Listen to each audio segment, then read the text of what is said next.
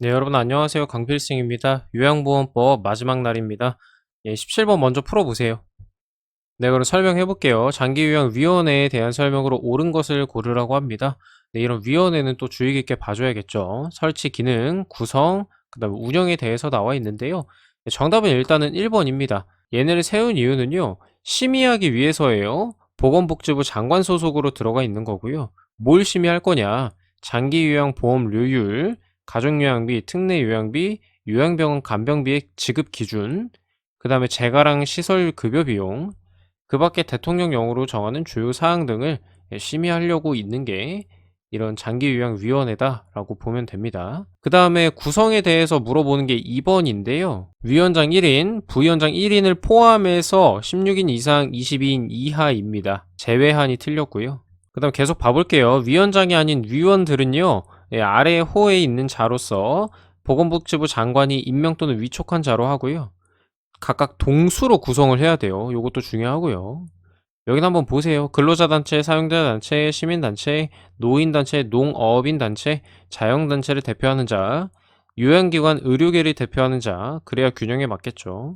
대통령령으로 정하는 관계중앙행정기관의 고위공무원단 소속 공무원, 학계 또는 연구계를 대표하는 자, 공단 이사장이 추천하는 자, 이렇게 있습니다. 위원장은 누굽니까? 보건복지부 차관이에요. 차관은 처음 보는 것 같네요. 그죠? 부위원장은 위원 중에서 이 위원장, 보건복지부 차관이 지명을 합니다. 그 다음 위원의 임기는 3년으로 하고요. 다만 공무원인 위원의 임기는 재임 기간으로 한다라고 되어 있죠. 3번에 보건복지부 장관 아니고 차관이에요. 차관. 그 다음에 4번은 47조에 있는데 공간이 협소해서 조금 올려서 한번 봐보겠습니다. 4번 회의는 구성원 과반수의 출석으로 개의한다 뭐 이렇게 되어 있는데 운영에 관한 사항 회의는 구성원 과반수의 출석으로 개의 출석한 위원 과반수의 찬성으로 의결을 합니다. 여기 구성원 과반수의 찬성으로 의결한다가 틀렸죠. 출석 위원 과반수예요. 헷갈리지 마시고요. 뭐 실무위원회 두는 거는 그냥 알아두시면 될 것 같아요. 그렇게 어렵지는 않았습니다. 자, 18번입니다. 이번에는 등급판정위원회인데요. 한번 풀어보시고요. 자, 등급판정위원회에 대한 설명으로 옳지 않은 것을 고르라고 합니다.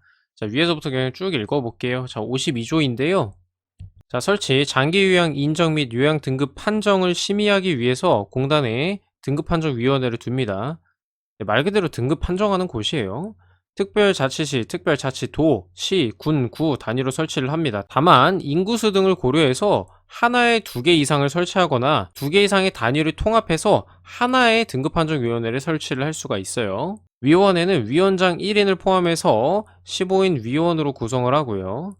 위원은 각 호의자 중에서 공단 이사장이 위촉을 합니다. 자, 이때 이 사람들이 추천한 위원은 7인, 의사 또는 한의사가 1인 이상 각각 포함이 돼야 됩니다. 다 기억해 두시고 의료법에 따른 의료인, 사회복지사, 소속 공무원, 그 밖에 법학이나 장기요양에 관한 학식과 경험이 풍부한 사람이고요. 임기는 마찬가지로 3년이고요. 한 차례만 연임할 수 있다. 다만 공무원인 위원회 임기는 마찬가지로 재임 기간으로 합니다. 지금 위원회에 대한 사항들 보면 꽤나 비슷하죠. 그 다음에 운영에 관한 사항이고요. 이 사람들 위촉을 하고요. 근데 이제 통합해서 하나를 설치할 때는 여기 중요합니다. 공동으로 위촉을 합니다. 자, 이제 살펴볼 건 다 봤고요. 밑에도 한번 나중에 읽어보세요. 이 항도.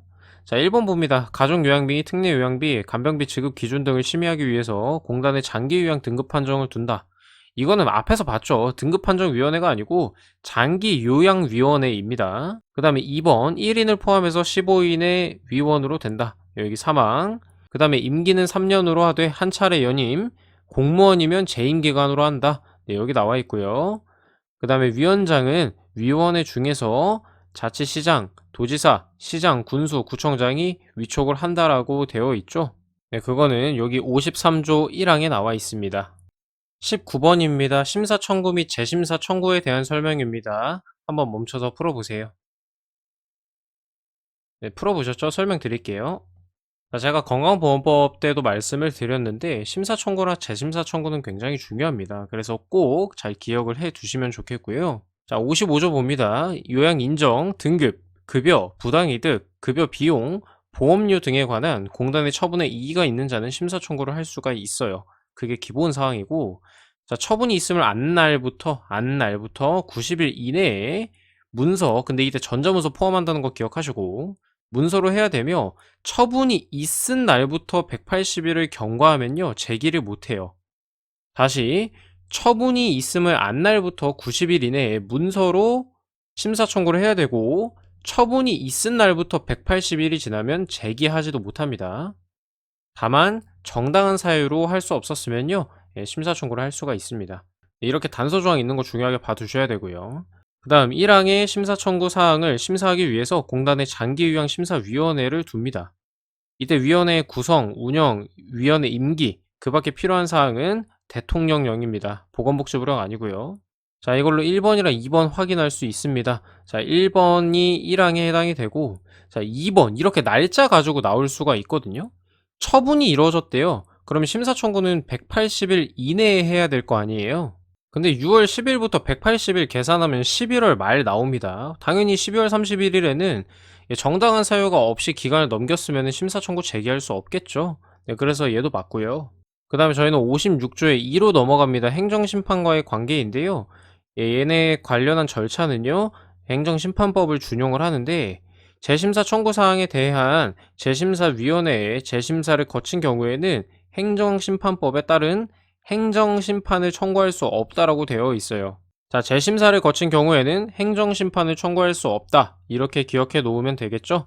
네, 청구할 수 있다라고 돼 있어서 틀렸습니다. 자, 4번 처분에 이의가 있는 자와 심사 청구, 재심사 청구에 대한 결정에 불복하는 자는 행정소송법으로 정하는 바에 따라 소송 제기할 수 있어요. 네, 맞는 얘기고요. 그러니까 이 4번 보기만 봐도 순서가 심사 청구, 재심사 청구, 그 다음에 행정소송 이렇게 된다는 거를 알 수가 있습니다. 실제로 기출에서는 박스 뚫어놓고 이걸 단계별로 뭐가 들어가야 하는지도 물어본 적이 있거든요. 제 생각엔 심사 청구는 굉장히 중요해서 언제든 나올 수 있는 주제예요. 그래서 이번 기회에 정리를 확실하게 해 놓으시는 게 좋겠습니다. 네, 마지막 20번입니다. 벌칙, 양벌 규정, 과태료에 대한 얘기입니다. 얘도 굉장히 중요하죠. 잠깐 멈춰서 한번 풀어보세요. 네, 설명드리겠습니다. 일단은 벌칙을 한번 볼까요? 이게 개정이 됐기 때문에 좀 중요하게 보셔야 되고요. 거짓, 그 밖에 부정한 방법으로 급여 비용을 청구한 자는 이런 거 기억해 둡니다. 3년 이하의 징역 또는 3천만 원 이하의 벌금이죠. 33. 그 다음에 아래에 해당하는 자는 2년 이하의 징역 또는 2천만 원입니다. 둘둘이죠. 자, 그럼 뭐에 해당하냐? 31조를 위반해서 지정받지 아니하고 31조는 장기유형 기관의 지정에 관한 법률이고요. 그거를 위반해서 지정받지 아니하고 장기유형 기관을 운영하거나 거짓이나 그 밖에 부정한 방법으로 지정받은 자, 지정에 대한 게 이제 여기에 해당이 되는 거고요. 그 다음에 본인 부담금을 면제 또는 감경, 그 다음에 수급자를 속이 알선 또는 유인하는 행위, 이를 조장한 자가 해당이 되겠습니다. 여기 위에도 지정에다가 체크를 좀 해 놓을게요. 네, 여기 나와 있는 건 참고하라고 좀 가져와 봤는데 35조 6항은 요겁니다. 영리를 목적으로 이렇게 하는 거를 해서는 아니 된다라고 되어 있어요. 네, 여기 있는 거 방금 체크한 거 요거 하지 말라는 얘기예요. 자, 기억 봅니다. 영리를 목적으로 알선, 유인하는 행위를 하거나 이를 조장한 자는 2년 이하 징역, 2천만 원 이하의 벌금에 처한다. 예, 맞는 얘기입니다. 자, 나머지는 공간이 협소해서 조금 넘겨보면서 하겠습니다. 그 다음 69조는 니은이랑 디귿에 해당이 됩니다. 과태료에 대한 사항이고요. 정당한 사유가 없이 어느 하나에 해당하는 자에게는 500만 원 이하의 과태료를 부과를 합니다. 자, 35조 4항은 이 자료에 대한 거거든요. 이거를 위반해서 장기유형 급여 제공 자료를 기록 관리하지 아니하거나 거짓으로 작성한 사람 해당이 됩니다. 네, 이거 500만 원 이하의 과태료 맞고요. 그 다음에 거짓이나 그 밖에 부정한 방법으로 수급자에게 장기유형 급여 비용을 부담하게 한 자, 얘는 마찬가지로 500만 원인데요.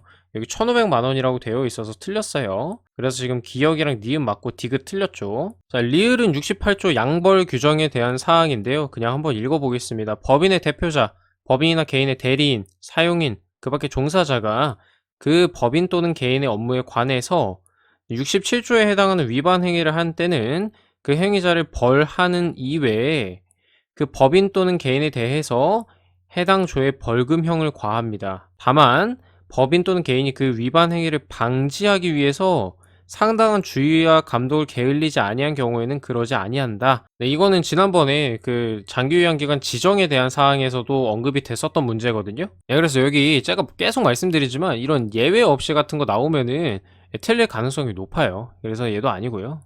네, 마지막 미음이에요. 67조 벌칙에 대한 내용인데요. 자료 제출 명령에 따르지 아니하거나 거짓으로 제출한 기관이나 또는 이 질문 또는 검사를 거부, 방해 또는 기피하거나 거짓으로 답변한 장기 요양 기관은 1천만 원 이하의 벌금에 처합니다. 자, 그럼 여기서 말한 61조 2항이 뭐냐? 여기 있는 거거든요. 자, 이 사람들은 각 호의 하나에 해당하는 자에게 장기요양급여의 제공 명세, 재무회계에 관한 사항 등 급여에 관한 자료의 제출을 명하거나 소속 공무원으로 하여금 질문하게 하거나 관계서를 검사하게 할 수가 있어요. 자, 그럼 미음 볼게요. 보건복지부 장관의 이러이러한 거에 대한 관련된 자료의 제출 요구에 거짓으로 제출을 한 장기요양 기관은 1천만 원 이하의 벌금에 처한다 라고 되어 있습니다. 네, 그러니까 얘도 맞죠? 그래서 기역, 니은, 미음이 맞고요. 정답은 2번이 되겠습니다. 예, 오늘도 수고하셨고요. 여러분의 합격을 진심으로 응원하고 기원합니다. 감사합니다.